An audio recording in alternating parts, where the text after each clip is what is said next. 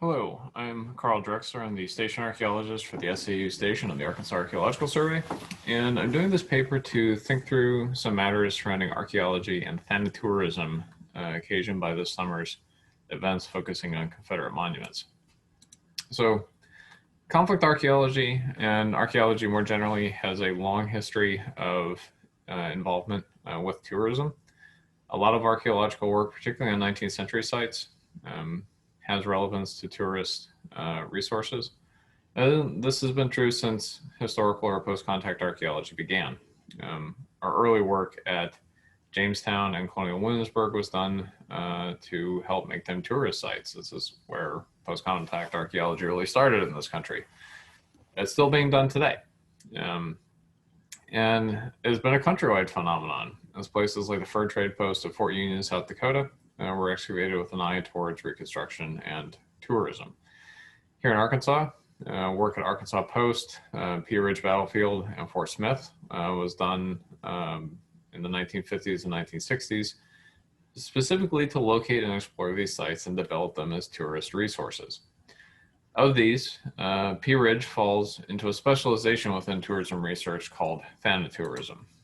So Thanatourism focuses on sites associated with death and dying, and this ranges across the world and historical contexts. It includes battle sites, and I have here a photo of the Herman Dunkmall monument to Arminius or Herman, who commanded Germanic tribes in the decimation of, I think, 3 legions of Roman soldiers in the Teutoburg Forest in southern Germany in 9 AD.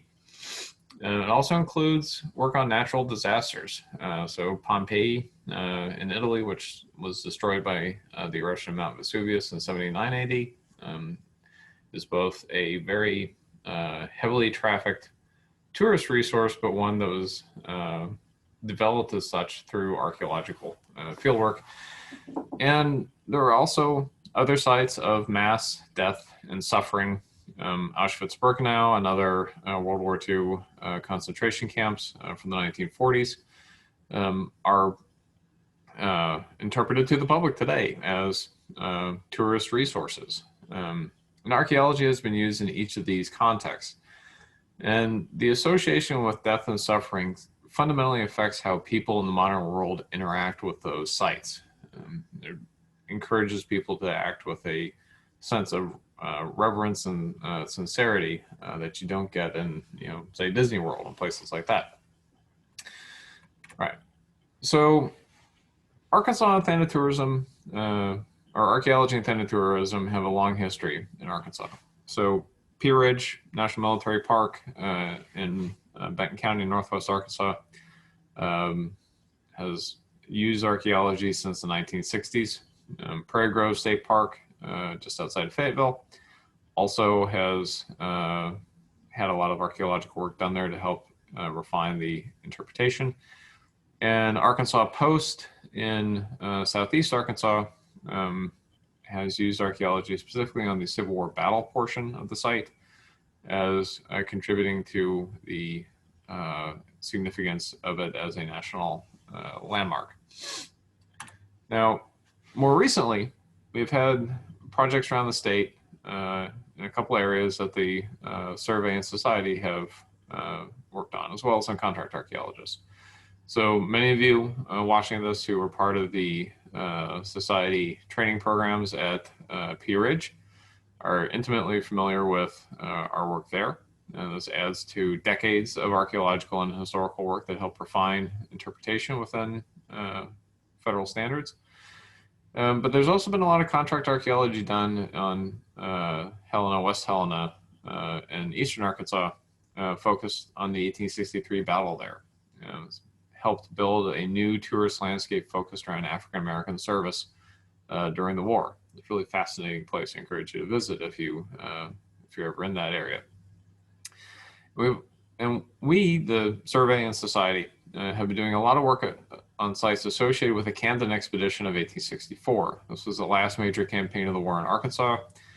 And this work bears closer examination here. And the connection with thanatourism is fundamental. Thanatourism has been one of the main drivers behind efforts to mark and preserve sites associated with this campaign that have opened doors to archaeologists. Local support comes primarily from heritage groups in the small cities in Southwest Arkansas that are experiencing some very hard times. The changing landscape of silviculture and other industries has left a lot of old towns hurting. Lumber mills close and trains don't stop anymore. And Thanatourism offers a possibility for diversifying economies and helping these cities and towns survive as communities. It is very important to them. And with the Camden Expedition, would point out there have been some preservation efforts in the past. In 1961, there were state parks established for Marks Mills, Jenkins Ferry, and Poison Spring battlegrounds. These were very small, under 2,000 acres for each. Jenkins Ferry is the smallest at only 40 acres. It's basically a wayside with some signage in it. And these parks leave the bulk of the battlefield, the actual battlefield, unprotected. They don't encompass much of the area that people actually fought over. In 1994, 9 properties, the ones listed here, were listed as the Camden Expedition National Historic Landmark, which highlights their significance but does not set aside land as a park in a sort of traditional sense, I think a lot of people think about. So it's an added step, but there is a lot of room to do more. And during the recent sesquicentennial, the 6 sites that were not already parks or museums received significant attention from heritage groups. Marks Mills has had some very elaborate private interpretation added to the non-park portion of the site. Management plans, tourism development plans, and that kind of thing were developed for Jenkins Ferry, Elkins Ferry, Prairie du Chien, and Fort Lookout. And we had archaeology done at Elkins Ferry and Prairie du Chien. We had a similar effort at Jenkins Ferry, simply bogged down in development. The logistics were very difficult. And we did some smaller projects at places like Fort Lookout as well. Now, among this list, you note that Poison Spring stands out as remarkable because it never received that same similar attention, which begs the question of why. And I think the answer to that lies in the fact that the Battle of Poison Spring is one of the darker corners of the war's history and truly makes Thanatourism an appropriate term. By both Confederate and U.S. accounts, soldiers from the overwhelmed 1st Kansas Colored Infantry Regiment that fought there were executed by Confederates during and after the battle. They had 117 dead and 65 wounded. That's usually indicative of some sort of extra killing. It's usually many more wounded than dead. It is one of the worst racial atrocities of the war, notorious for that. And it's hard to meld this story with dominant popular narratives about the Civil War and what it means. And this is important when it comes to dealing with these sites as tourist resources. Now, say dominant popular narratives about the war, this is a subject that's been shown by historians to emphasize 2 really strong, distinct intellectual trends that have particular histories to them. The first of these is the lost cause. This is basically the idea that the South was superior militarily, but overwhelmed by numbers and technology from an industrialized North. Its troops were fundamentally chivalric and noble. There were cavaliers fighting against the mechanistic Union Army. They were also exercising a brand of political independence and individual liberty that was more in keeping with the American tradition than what the North was bringing. So in accounts from the 1880s and 1890s, they were suggesting that by breaking away, the South was remaining more American.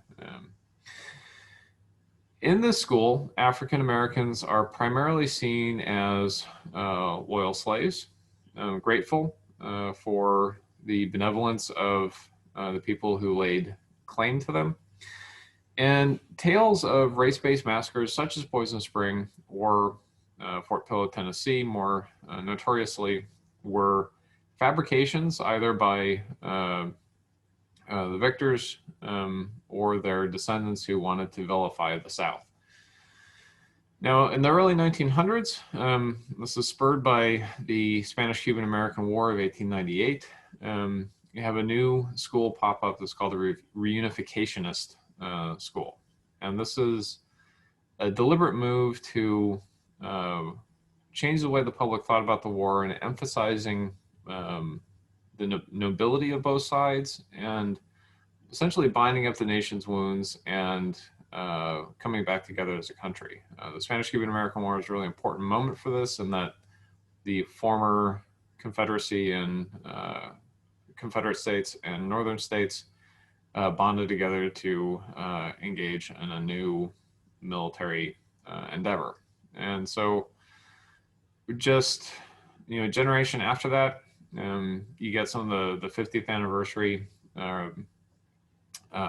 reunions at various Civil War battlefields, and you start getting photographs like the one on the left-hand side of the screen, which is from Gettysburg in 1913, where you have Confederate and Federal white veterans shaking hands and basically, coming back together. It's important to note that the 1913 Gettysburg reunion was segregated. Black veterans were initially not invited, and then they were put in separate camps, and they were excluded from the proceedings like the ones photographed here.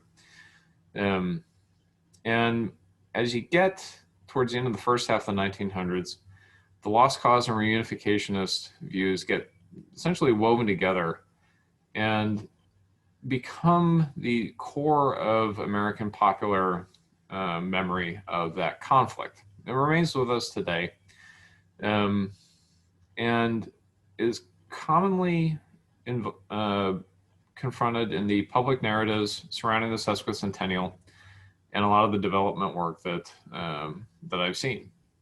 And this goes a long way towards acknowledging the drama of the conflict, but art ultimately marginalizes non-white viewpoints. And this is something that African-American scholars have been writing about in recent years. We have this quote from Ta-Nehisi Coates from an article he wrote titled "Why Do So Few Blacks Study the Civil War?" It's essentially marginalization from a conflict that should have been very crucial to their understanding of who they were. And it's that public memory, that popular narrative that places African Americans secondary to the story, which helped make Confederate monuments such a flashpoint this past summer. And the protests stemming from the deaths of George Floyd, Breonna Taylor, and others cut at the very roots of this popular narrative.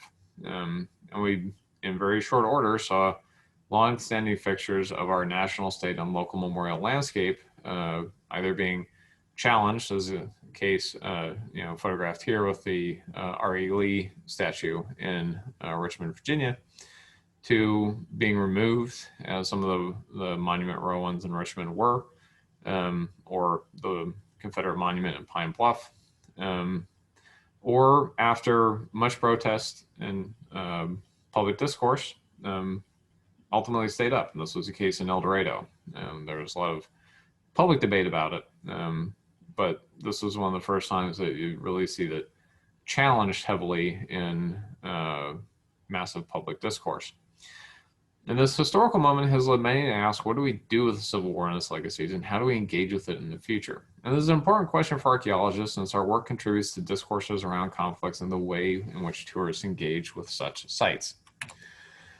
Now, some have wondered if it's time to turn away from the Civil War.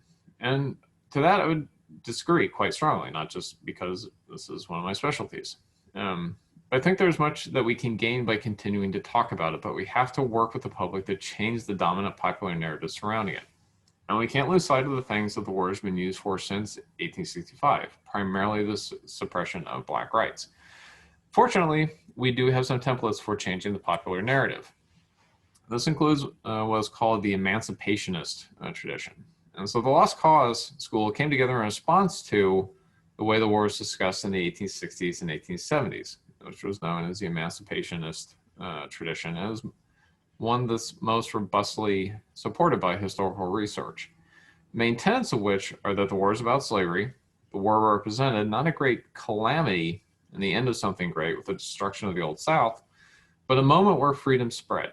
And this is a moment where America became more the country that it stated it was at the time of the Revolution. And African Americans played a crucial role in bringing about that progressive development, either through military service or experience as becoming free.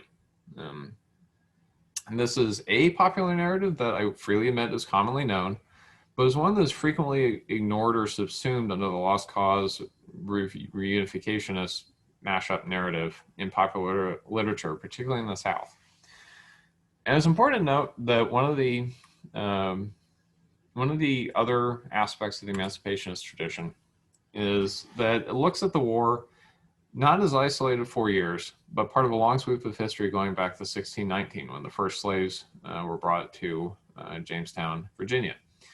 And it carries up to the present moment with disparities in incarceration rates, deaths in custody, access to medical care, etc.